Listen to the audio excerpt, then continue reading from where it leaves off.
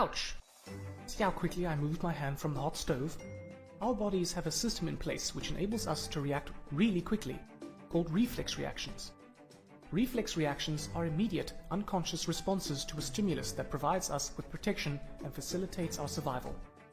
From our videos on the nervous system and nerve cells, you should already know about the stimulus receptor sensory neuron, central nervous system motor neuron effector pathway, and how sensory neurons, motor neurons, and relay neurons differ from one another.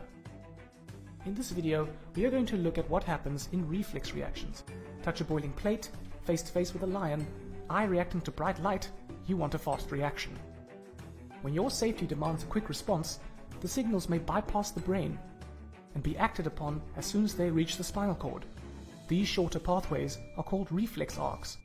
Reflex arcs are built-in or innate behaviors, and we all behave in the same way. Even though the brain is bypassed for the immediate response, the nerve message is still passed on to the brain so that you can think about whether any further action is needed. So the pathway has been cut down by speeding up the central nervous system aspect.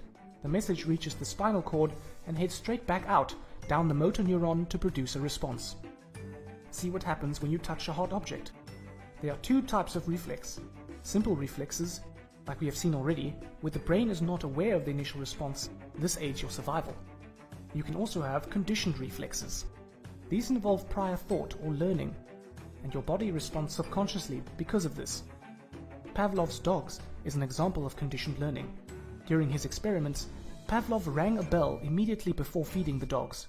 He found that after a while, the dogs would produce saliva just on hearing the bell, without food being provided. Pavlov called this a learned response, which does not involve subconscious thought and is a conditioned reflex. So from this video, you should know how reflex reactions work and how they protect the body from damage.